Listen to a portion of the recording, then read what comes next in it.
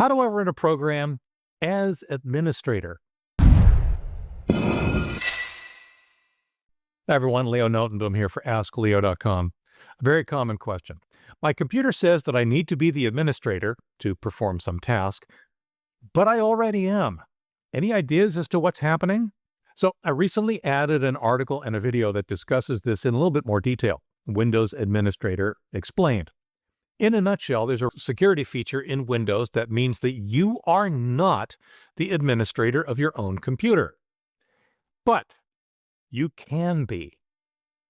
By default, your login account doesn't give the programs you run administrative privileges. If it did, any program you run could do anything to your machine. That means if you accidentally ran malicious software, that malicious software could do anything, very possibly without your knowledge.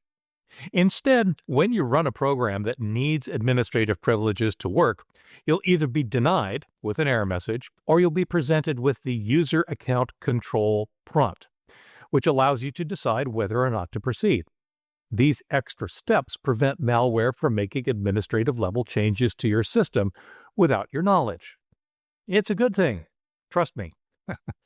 Let's say you want to do something that requires administrative access, like install a program. I'm going to use the Windows command prompt or terminal here because it's a very quick and easy example of how to force administrative requirement. Most Windows accounts, like I said, in particular, the account you set up when you installed Windows are what I call administrator capable. If you try to run a program that requires administrative access, you will get the familiar UAC prompt, for which you only need to respond yes or no. So if I run terminal admin, sure enough, there it is, the UAC prompt, and it only says yes or no. In other words, getting administrative privileges is a click away. That's it. There's no real barrier. It's just that you've been notified that administrative privileges are at play, and you have the opportunity to say, well, no, if for some reason this comes up at a time you don't expect it. Now, there are also things called limited user accounts. I'm going to switch to a different login on this machine that is a limited user account. Okay, we're here now signed into a limited user account. And in fact, to make it clear, I've actually called it limited. And if you take a look at the details, it says it's a local account, but it does not have any administrative privileges. However, if you take a look at the right-click start menu, sure enough, terminal admin is still there. You can still run something as administrator, but there's an important difference. When you do so, you are given a different UAC prompt. This UAC prompt requires that you know the password or PIN or some other credentials for a different account on this machine that actually has administrative privileges. That's really the only difference. Your administrator capable account simply needs to click on yes. A limited user account needs to be able to provide additional credentials. This is a great way to create an account for someone on your machine that doesn't allow them to make administrative level changes to that machine. On the other hand, if you want to use a limited user account all the time, I'm not really sure there's a huge benefit over using the administrator capable account, but if you wanted to, then yeah, every time you needed to do something with administrative privileges, you'd need to respond to this dialog. Okay, we're back in my administrator capable account. When you run things via Windows, most Windows GUI applications, they'll pop that UAC prompt.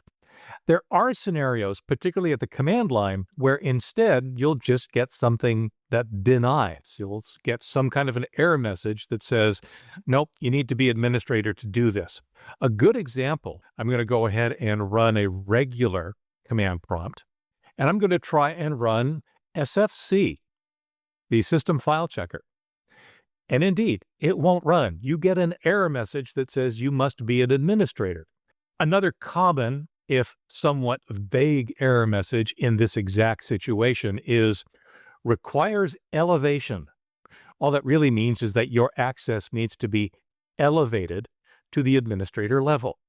Well, you can guess how we already need to do this. Instead of running a regular command prompt, we'll run a command prompt in admin mode, say yes to UAC, and then we can run SFC all we want. Now, there's another option for running things as administrator. You can, for example, occasionally find programs on your Start menu. I'm going to go ahead and use our ever-popular Notepad. Right-click on it, and you will see there something that says Run as Administrator. Same thing. You click it, it'll pop the UAC prompt. You say yes, and now, for whatever reason, you have Notepad, in this case, running as Administrator.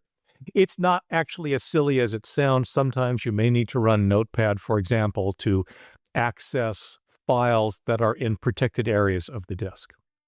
Another way is to try search. If I now search for Notepad, you'll notice that not only is it there on the left-hand side, but on the right-hand side, the search shows up and indeed includes the Run as Administrator option. Yet another shortcut to running something as administrator is to right-click on the icon to items pinned in the taskbar. Then, instead of clicking on the item to run it or bring it forward, right-click on that, and sure enough, there is Run as Administrator again. Yet another way to run something as administrator is to use Task Manager. Right at the top, there's this button called Run New Task.